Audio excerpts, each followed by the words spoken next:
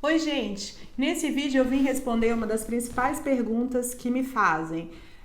Sempre me perguntam, Júlia, essa história de sustentabilidade vai pra frente, isso vai pegar ou não?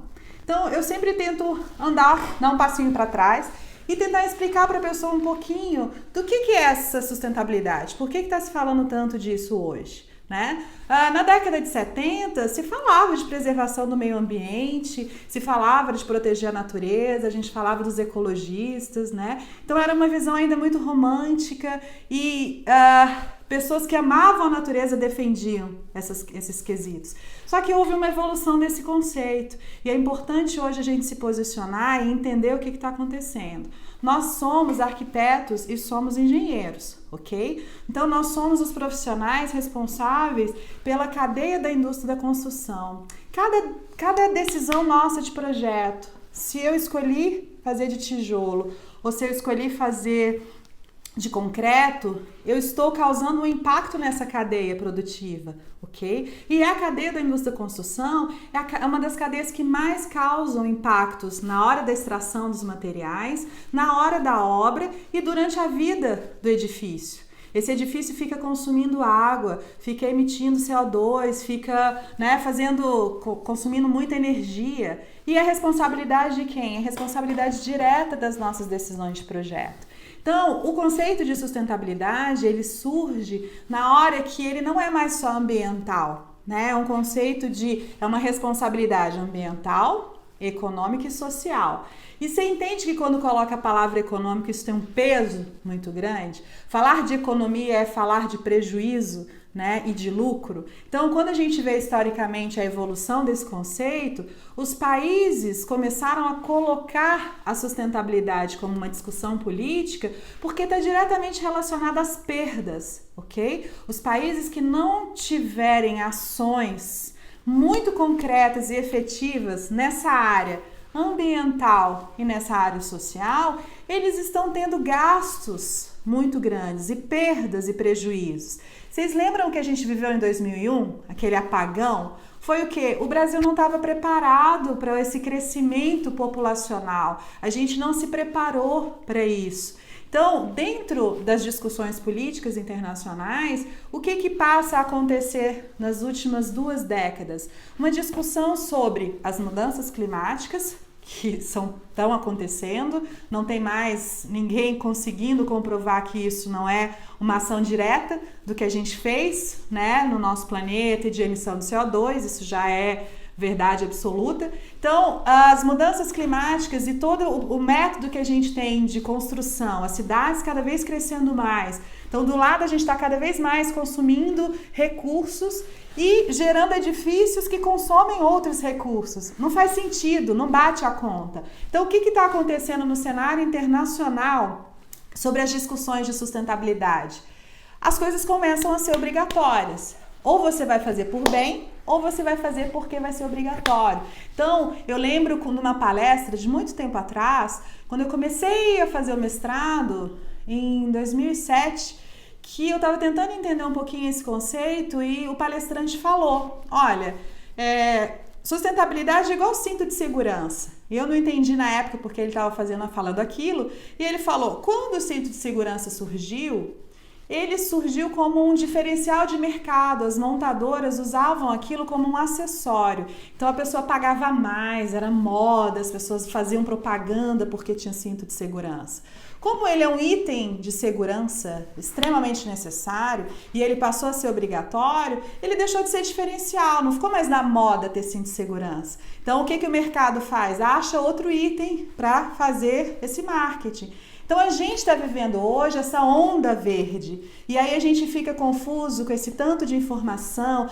Sustentabilidade é moda. Não, é moda porque a gente está sendo bombardeado pelo marketing e isso faz parte de um processo de transformação. Mas é importante você ficar ligado porque cada vez mais itens ligados à sustentabilidade vão ser obrigatórios. Então presta atenção no que está acontecendo na etiquetagem de eficiência energética.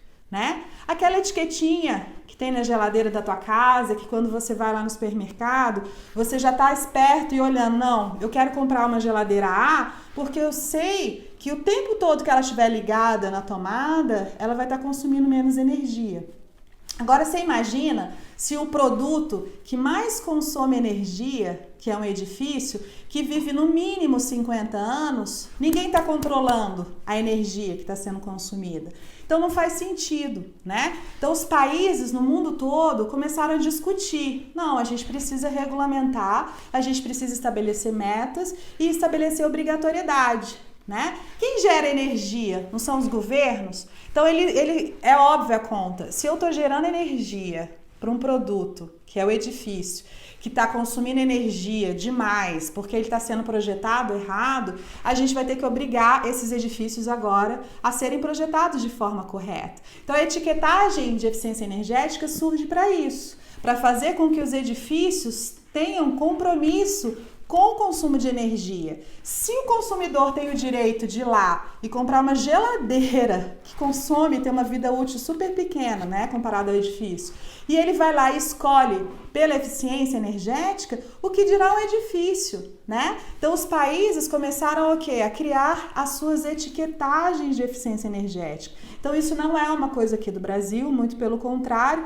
Há 20 anos isso já vem sendo implementado em torno do mundo de forma voluntária em alguns lugares e de forma obrigatória, ok?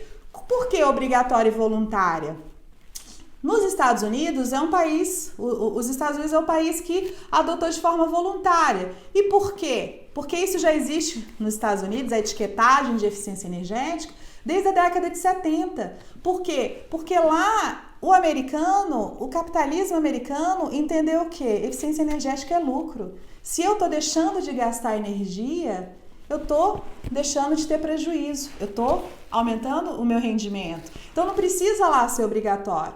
Já a Europa, que adotou um pouco depois e precisava acelerar essa implementação, já colocou prazos para os países dentro da União Europeia, colocou prazo muito rígido para se implementar a etiquetagem. Então, se você anda pelas ruas de Portugal, pelas ruas da França, da Alemanha, na Itália, você já vê os edifícios e os anúncios das imobiliárias com a etiqueta, porque é direito do consumidor alugar ou comprar um edifício sabendo qual vai ser a eficiência energética dele. É o produto mais caro da vida da pessoa e ela está comprando ele sem ter garantia de que aquele edifício está consumindo menos. Então, arquitetos e engenheiros, fiquem muito ligados, cada vez mais vai ser sua responsabilidade, cada vez mais isso vai se tornar obrigatório. No Brasil, a gente já tem a norma de desempenho, desde 2013, ela está vinculada, né, ao Código do Consumidor. Desde 2009, a gente já tem a etiquetagem PBE Edifica, que já é obrigatória para edifícios públicos federais e vai ampliar essa obrigatoriedade. Então fique atento, se capacite, porque o seu cliente vai te exigir um prédio etiqueta A. Siga nosso canal, a gente está cada vez mais tentando passar para vocês informações sobre esse assunto. Coloque nos comentários, diga pra gente o que você quer saber mais sobre sustentabilidade, eficiência energética, etiqueta PBE Edifica, tá bom? Um abraço!